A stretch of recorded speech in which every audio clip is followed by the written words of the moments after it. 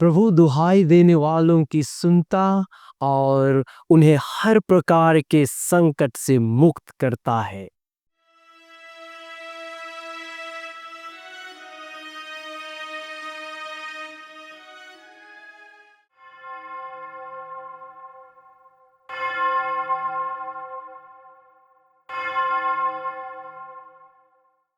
मधुरिम सुप्रभात।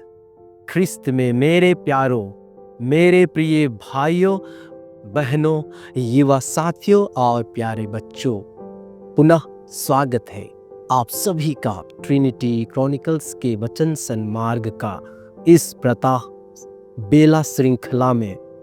वचन सन्मार्ग का आज की 350वां श्रृंखला प्रस्तुत करते हुए मुझे हर्ष हो रहा है। पिता परमेश्वर की महिमा हो, पुत्र ईश्वर की स्तुति हो, त्रित्व ईश्वर की आराधना हो। हम टीम ट्रिनिटी क्रॉनिकल्स के तरफ से अपने दिल की गहराई से ईश्वर का धन्यवाद करते हैं। यह यात्रा उसकी कृपा, विश्वास योग्यता और प्रेम की जीवित गवाह है। मेरी आत्मा प्रभु को धन्य कहो और उसका एक भी वरदान कभी नहीं भुलाओ। स्तोत्र ग्रंथ अध्याय 103 पद संख्या 2।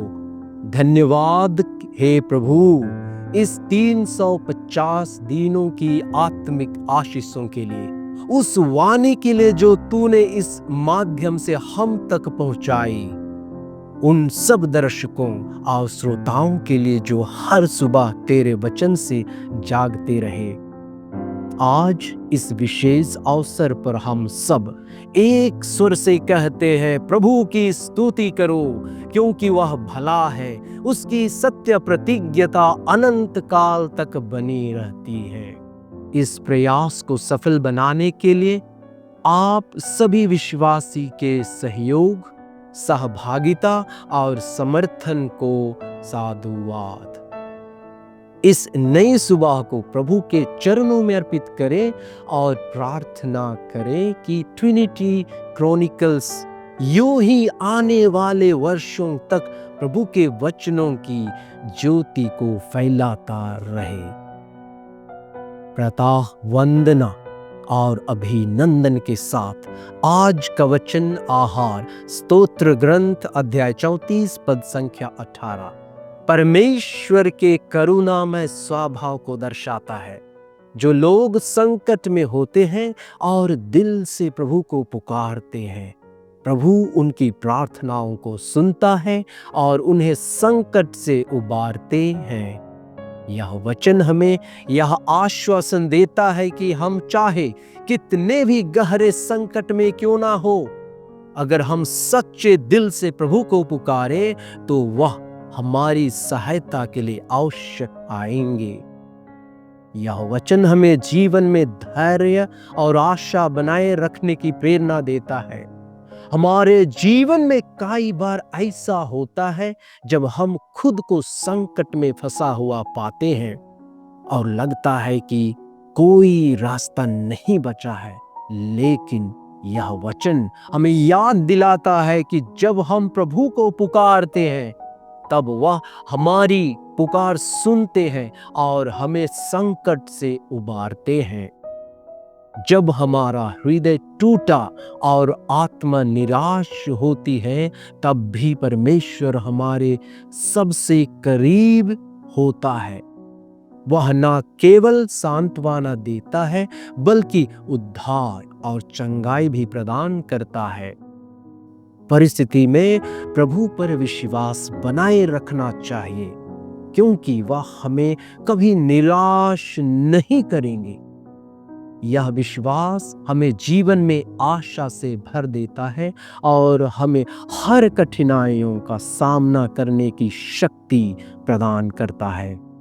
यह वचन हमें सिखाता है कि दुख और दर्द के बीच भी हमारे पास मसीह में आशा है।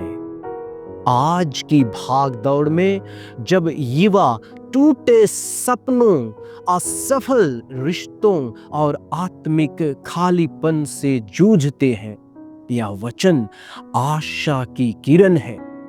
प्रभु टूटे मनों से दूर नहीं बल्कि सबसे निकट होता है। पवित्र बाइबल यह सिखाती है कि पवित्र शास्त्र केवल शब्द नहीं, आत्मा का उपचार है। टूटे हो, प्रभु से जुड़ो, पवित्र बाइबल पढ़ो, अपना जीवन बदलो। क्या आप आज मेरे साथ स्तोत्र ग्रंथ अध्याय 34 पद संख्या 18 के इन ईश वचनों पर, जो जीवंत और शाश्वत है, पर विश्वास करते हैं कि प्रभु दुहाई देने वालों की सुनता और उन्हें हर प्रकार के संकटों से मुक्त करता है? आइए आज हम अपने दैनिक कार्य में इस वचन को आत्मसात करें, जिससे इसका प्रतिफल आपके प्रियजनों को भी प्राप्त हो।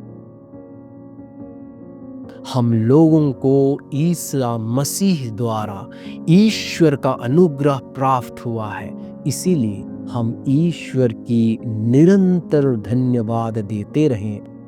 अगर हमारा यह संदेश आपको अच्छा लगा और आपके दिल को छू लिया हो, तो निवेदन करते हैं कि आप इस अपने प्रियजनों और अन्य डिजिटल प्लेटफॉर्म पर इसको शेयर करना ना भूलें। सफल दिन की शुभकामनाओं सहित स्वर्गिक आशीषों से, भातृ प्रेम से प्रभु आपको भर दे।